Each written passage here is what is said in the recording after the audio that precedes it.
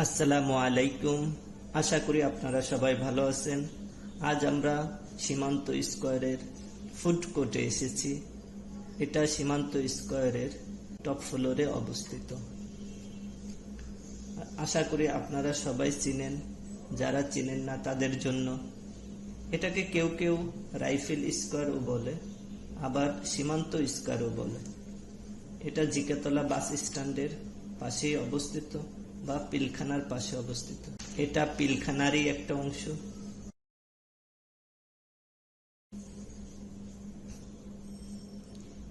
কেউ Mexican fried rice with barbecue, আবার কেউ বলছে চিকেন শর্মা খাবে, আবার সিদ্ধান্ত হয় নাচুস খাবে। এভাবে দীর্ঘ সময় চলতে থাকে।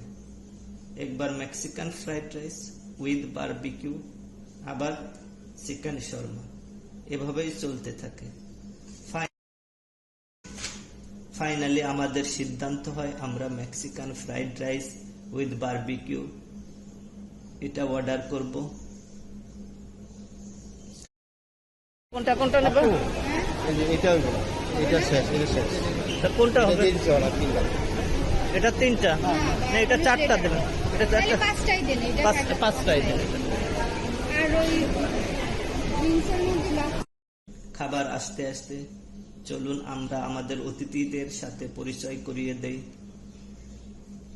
তিনি হচ্ছেন বাবু ভাইয়া, আমার ওয়াইফের মামাতো ভাই। তিনি হচ্ছেন জিহাদ সাহেব, আমার ওয়াইফের ছোট ভাই। তিনি হচ্ছেন আমার ওয়াইফের বোনের হাজবেন্ড। ওনারা গ্রাম থেকে এসেছে। ওনাদের ঢাকায় কিছু কাজ ছিল বিধায় আমাদের বাসায় বেড়াতে এসেছে।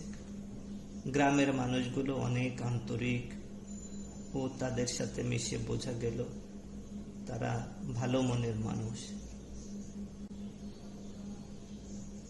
অবশেষে খাবারের জন্য অপেক্ষার পালা শেষ হলো। আমাদের খাবার এসে গিয়েছে। এখানে দিয়েছে ফ্রাইড রাইস, চিকেন, ভেজিটেবল, আর একটা চিকেন দিয়ে তৈরি একটা কিছু হবে।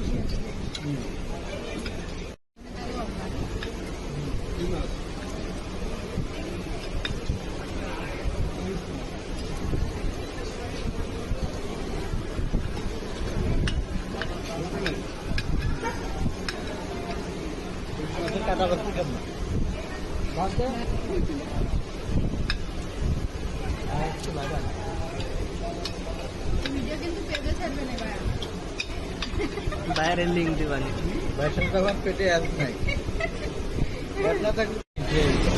খাবারের স্বাদ অনেক সুন্দর ভাইয়া। হ্যাঁ, ফার্স্ট ক্লাস। আরিফ ভাইয়া, খাবারের স্বাদ কেমন ছিল?